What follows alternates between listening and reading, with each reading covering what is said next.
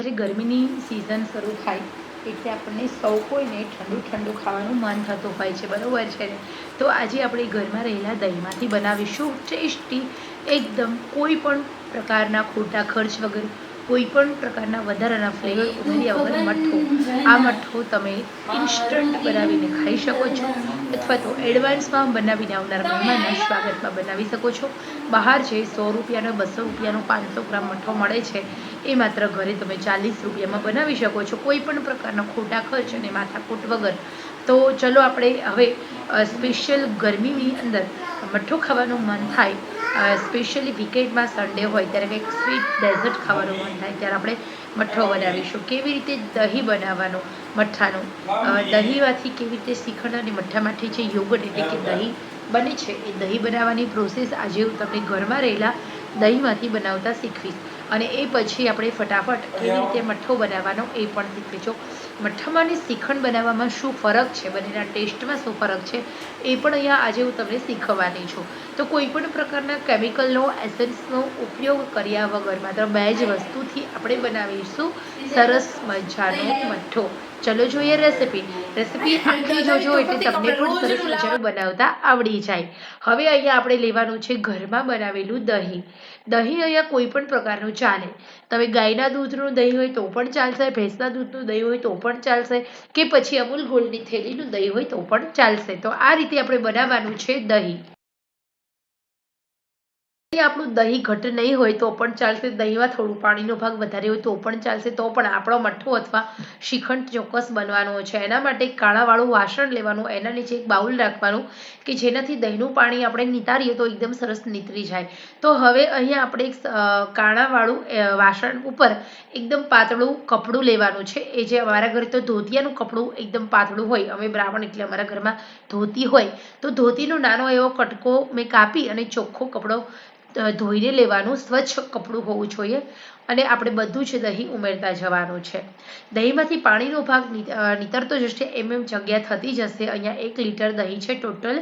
1 litre દહીંમાંથી આશરે આપણો 600 થી 700 ગ્રામ જેટલો મઠ્ઠો ઘરે જ બની જાય છે. તો અહીંયા તમે અહીંયા જુઓ એકદમ સરસ રીતે પાણી નીતરતું જવાનું છે અને થોડી થોડી જગ્યા થાય એમ દહીં ઉમેરતું જવાનું છે. તો સરસ રીતે આપણું જે દહીં છે એ અહીંયા એકદમ સેટ થઈ રહ્યું છે, પાણીનો ભાગ નીતરી રહ્યો છે. પાણીનો ભાગ એકદમ સરસ રીતે નીતરતો થઈ જાય એ પછી જ આપણે એમાં જે દહીંનું બધું પાણી અત્યારે થોડું નીકળે એ પછી આપણે ફ્રીજમાં 5 કલાક માટે સેટ થવા મૂકીશું. પ્રશ્ન એ છે કે ફ્રીજની બહાર ના ચાલે? ના, આપણું જે દહીં હોય છે ગરમીના કારણે થોડું ખટાશ પકડે, એટલે આપણે જે આ પોટલી વાળી છે, આ પોટલી છે દહીંનું પાણી નીતરવાની, તો આ ટીપે ટીપે 3 થી 4 કલાકમાં દહીંમાંથી બધું જ પાણી બહાર નીકળી જાય છે. પાણીનો ભાગ સહેજ પણ રહેતો નથી. આપણું દહીં એકદમ યોગર્ટ, જે સ્પેશિયલી મઠ્ઠો બનાવવા માટે અને ખાલી આઈસ્ક્રીમ બનાવવા માટે જે યોગર્ટ રેડી માર્કેટમાં મળતું હોય છે, યોગર્ટ આપણું અહીંયા યોગર્ટ બનીને એકદમ સરસ રેડી થઈ જશે. તો ઘરે જ આ યોગર્ટ તમે બનાવી શકો છો. હવે અહીંયા આપણે 4 થી 5 કલાક માટે આ જ પ્રોસેસ કરવાની છે. મેં અહીંયા દહીં છે એને ઢાંકીને મૂકી દીધું છે. ઉપર વાસણ બિલકુલ નથી રાખતી. 4 કલાક માટે ફ્રીજમાં થોડી જગ્યા કરી અને આ વાસણ આ જ રીતે સેટ કરીને મૂકી દઈશ. જો પાણી નીતરે છે તમે જોઈ શકો છો, તો ઘણું બધું પાણી નીતરી જશે. 5 કલાક મેં ટોટલ રાખ્યું છે. દહીંમાંથી એક ટીપું પણ પાણી નથી. તમે જોઈ શકો છો આપણી પોટલી જે આખી ભરેલી હતી તો એમાંથી પાણીનો ભાગ નીકળી જશે. દહીં આપણું કોરું પડે છે અને એકદમ સરસ ક્રીમી અને ઘટ આ ટાઈપનું દહીં થાય છે. તમે ચમચીમાં લો તો તમને આઈસ્ક્રીમ જેવું લાગે. તો આ આપણું દહીં છે. ઓકે, હવે આમાંથી આપણે બનાવીશું મઠ્ઠો. તો આ જ દહીંમાંથી તમે અલગ અલગ ફ્લેવરફુલ આઈસ્ક્રીમ બનાવી શકો છો. હવે અહીંયા આપણે 1 લીટર દૂધ હતું એટલે આપણે વધારે 1 વાટકી એટલે 100 ગ્રામથી થોડી વધારે ખાંડ લેવાની છે.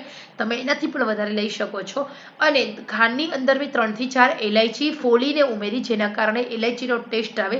ઇલાયચીના દાણા આપણે ખાંડને મિક્સરમાં દળીએ તો જોડે જોડે દળી જાય એટલા માટે. હવે આપણે જે દહીં છે એને સાઈડ પર રાખી દઈએ. એમાં આપણે જે ઇલાયચી અને ખાંડ જે દળી છે મિક્સરમાં પાવડર બનાવ્યો છે એ ઉમેરી દેવાનો છે. એને હલાવી લેવાનું છે. તો માત્ર 2 થી 3 જ મિનિટ તમારે હલાવવાનું છે. ખાંડ દળેલી ઉમેરશો તો એકદમ સરસ વધારે સેટ થઈ જાય છે. ખાંડ તમે ઘરમાં જે રીતે ગળ્યું ખાતો એ રીતે ઉમેરી શકો છો. તો મઠ્ઠો આ થયો, આપણો આ મઠ્ઠો છે. આમાં તમે ચાહો તેટલા ડ્રાયફ્રૂટ્સ ઉમેરી શકો છો, તૂટી ફૂટી ઉમેરી શકો છો, ચેરી ઉમેરી શકો છો, સાથે સાથે કોઈ જેલી ચોકલેટ્સ આવે છે ઝીણી ઝીણી પીસીસ કરીને ઉમેરી શકો છો. ડેકોરેશન માટે તમે ચોકો ચિપ્સ પણ આ મઠ્ઠામાં ઉમેરી શકો છો અને તમે ડેકોરેટ કરી શકો છો. ડ્રાયફ્રૂટ્સ ચાહો એટલે કાજુ બદામ દ્રાક્ષ ઉમેરી શકાય છે. તો આ આપણો મઠ્ઠો એકદમ રેડી છે. હવે આ જ રીતે તમારે શ્રીખંડ બનાવવો હોય તો જે ફ્લેવરનો શ્રીખંડ બનાવવો હોય તેનું એસન્સ એડ કરવાનું છે, કલર એડ કરવાનો છે અને ખાંડ એડ કરવાની છે અને થોડા ડ્રાયફ્રૂટ્સ એડ કરો એટલે તમારો એકદમ સરસ મજાનો ક્રીમી ઘટ શ્રીખંડ બની. અહીંયા ઇલાયચી ફ્લેવરનો આપણે મઠ્ઠો નેચરલ બનાવ્યો છે દહીંમાંથી, કોઈ પણ વસ્તુ ઉમેર્યા વગર. હવે આ તૈયાર થયેલા મઠ્ઠાને આપણે ડ્રાયફ્રૂટ્સ જે ઘરમાં હોય એના વડે ડેકોરેટ કરવાનો છે. ઓકે, તો અહીંયા આપણો મઠ્ઠો રેડી બનીને રેડી છે. માત્ર 1 જ મિનિટ હલાવતા થાય છે, વધારે પ્રોસેસ પણ નથી. તમે જોઈ શકો છો ઢીલો પણ નથી, એકદમ કઠણ આપણો મઠ્ઠો બનીને રેડી છે.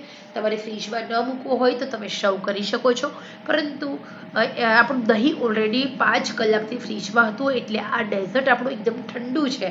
તો આને ઠંડુ કરવા દેવાની પણ જરૂર નથી. એકદમ તમે સડનલી તમે તમારા આવનાર ગેસ્ટને પીરસી શકો છો. એકદમ ઠંડુ છે અને ગેસ્ટ તમારા થોડા લેટ આવવાના હોય તો તમે ફ્રીજમાં મૂકી સર્વ કરી શકો છો. તો અહીંયા 500 થી 600 ગ્રામથી પણ વધારે આપણો મઠ્ઠો બનીને રેડી છે. આપણે ડ્રાયફ્રૂટ્સ ઉમેરી દીધા છે. ખરેખર નેચરલ ટેસ્ટ કોઈ પણ ફ્લેવરનો જે નેચરલ મઠ્ઠો છે એ બનાવો, ખાઓ, સૌ કોઈને ખવડાવો, નાના મોટા સૌ કોઈ ખાતા જશે, વાહ વાહ બોલતા જશે. હવે આપણે થોડા ડ્રાયફ્રૂટ્સ પિસ્તા, કાજુ અને બદામ મેં ઉમેરી દીધા હતા. હવે આપણે એમાં થોડા પિસ્તાના અને બદામના પીસીસ પણ ઉમેરીશું ડેકોરેશન માટે. ખરેખર બહુ સરસ લાગે છે. તો અહીંયા આપણે પિસ્તા હોય છે એની થોડી થોડી નાની પતલી પતલી સ્લાઇસમાં કતરણ કરવાની છે અને ઉમેરી દેવાનું છે. તો અહીંયા આપણો મઠ્ઠો બનીને રેડી છે.